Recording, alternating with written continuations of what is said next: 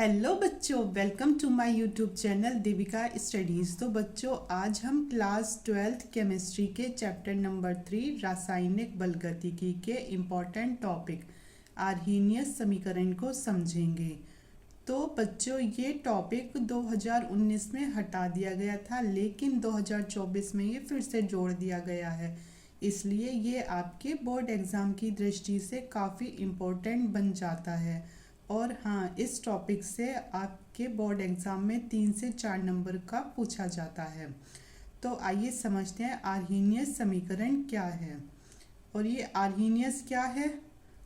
Arrhenius एक वैज्ञानिक का नाम है जिन्होंने एक समीकरण दी। तो कौन सी समीकरण दी?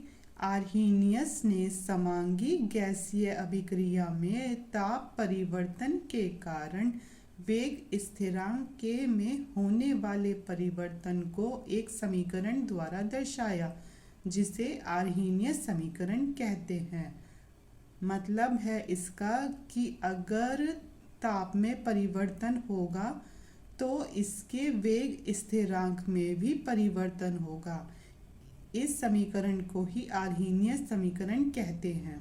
और आर्हीनियस समीकरण है कि K is equal to A into e की power minus E A upon R T.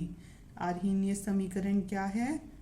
K is equal to A into e की पावर माइनस ई ए अपॉन आर टी। अब देखेंगे इसमें K क्या है, A क्या है, ई ए क्या है, आर और टी क्या है। ठीक है, तो बच्चों K है इसमें वेग स्थिरांक, ए है आवृत्ति गुणांक, ई ए है संक्रियण ऊर्जा और आर है गैस नियतांक, टी है ताप। तो हमारी समीकरण क्या थी? के बराबर ए इंटू ई की पावर माइनस ई ए अपॉन आर टी। पर बच्चों, सिर्फ इतना लिखने से ही आपको 3 या 4 नंबर नहीं मिलेंगे। क्वेश्चन आएगा कि आर्हीनियस समीकरण का ग्राफीय निरूपण कीजिए, उसके आपको नंबर मिलेंगे। तो आर्हीनियस समीकरण का ग्राफीय जो निरूपण होता है वो केवल 4 स्टेप में होता है। कितने स्टेप में होता है? 4 स्टेप में होता है। इसमें आपको चारों स्टेप के लिए 4 फॉर्मूलाज याद रखने पड़ेंगे। किसके? लोग के। ठीक है, तो आर्हीनियस समीकरण है ये। तो इसमें फर्स्ट स्टेप क्या करना होगा कि दोनों पक्षों में लोग लेने पर, इसमें भी लोग लोगे और इसके आगे भी लोग लोगे, तो हो जाएगा लोग बेस ई के इजिकल टू लोग बेस ई ए इंटू ई की पावर माइनस ई ए अपॉन आर टी। तो ये तो हो गया हमारा फर्स्ट स्टेप। अब सेकंड स्टेप में क्या होगा? जो ये इंटू में है ये किस में आ जाएगा? प्लस में आ जाएगा। तो किस फॉर्मूले से आएगा? हमारे पास log m इंटू एन का फॉर्मूला है कि होगा log m plus log n। इसमें m क्या है? a है, और n क्या है? स्मॉल e, और ये पूरा है। ठीक है, तो अब इसे किस में चेंज करना है? प्लस में। तो ये हमारा सेकंड स्टेप कि log बेस e के is equal to log base e a और प्लस log बेस e की power minus E upon R T. ठीक है, अब देखेंगे हम इसका तीसरा स्टेप। तो तीसरा स्टेप क्या कहता है? तीसरा स्टेप कहता है, तीसरे स्टेप के लिए फॉर्मूला है कि log m की पावर n इजिकल टू किसके होता है? n तो आगे आ जाएगा कूद के log के, और m अपनी ही जगह रहेगा, तो आएगा n log m। तो ऐसे ही ये इसके ही बराबर हुआ।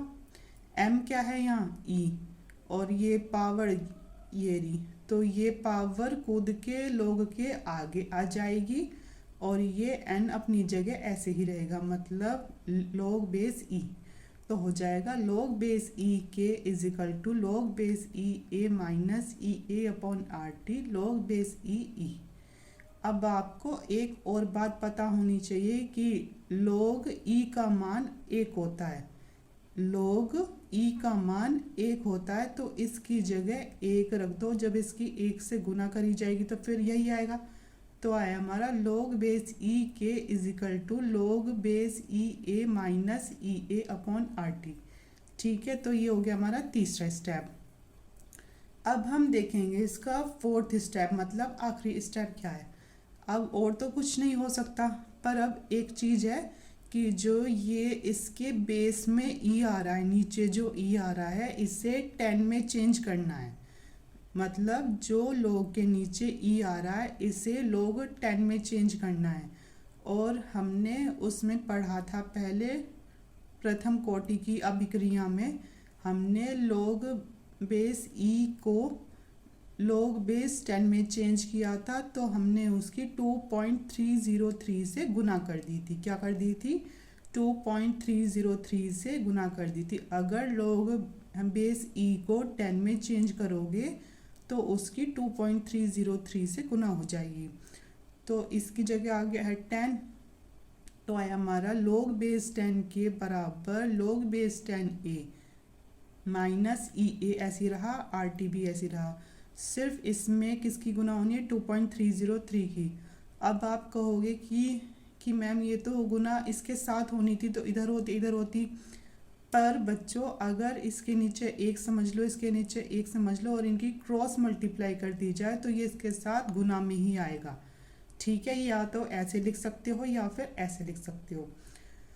तो हमारा लोग बेस 10 के बराबर, ये इसको पहले यहाँ ले आएंगे माइनस ई ए अपॉन 2.303 इंटू आर, और 1/t को बाहर ले लेंगे प्लस, और ये आ जाएगा यहाँ। तो बच्चों अब आप ये सोचोगे कि हमने इसे ऐसे ही क्यों चेंज किया, हम इसे सिंपल तरीके से भी तो लिख सकते थे। पर बच्चों हमारा इसको ऐसा लिखने का मकसद ये है कि हमें इसे सरल रेखा में चेंज करना था, क्योंकि हमें इसका ग्राफीय निरूपण करना है। तो सरल रेखा क्या होती है? तो सरल रेखा होती है हमारी y बराबर एम एक्स प्लस सी के रूप में व्यक्त करना है। तो ये समझ लो ये क्या हो गया? y, और ये जो ब्रैकेट में है ये हो गया m, और 1/t हो गया x, प्लस सी की जगह क्या आ गया? सी की जगह आ गया log a। ठीक है, तो सरल रेखा का ग्राफ ऐसा होता है कि ये तो है हमारा x अक्ष और ये है हमारा y अक्ष, और ये क्या होता है? ये होता है हमारा ढलान। ये x अक्ष, ये y अक्ष, और ये होता है हमारा ढलान। ठीक है, तो बच्चों ये समीकरण हमारी कि y बराबर एम एक्स प्लस सी, तो ये हमारा x अक्ष, ये हमारा y अक्ष, और ये हो गया हमारा ढलान। तो x अक्ष पर x कितना है? x हमारा 1/t, तो आ गया। और हमारा y कितना है? y हमारा log 10 के, तो वो आ गया। और हमारा m कितना है? m क्या होता है? m होता है हमारा ढलान, तो m है ये ब्रैकेट वाला, तो ये आ गया। और ये c क्या है? c होता है अंतःखंड, जो कि क्या है? log base 10a। तो बच्चों ये थी हमारी आर्हीनियस समीकरण का ग्राफीय निरूपण।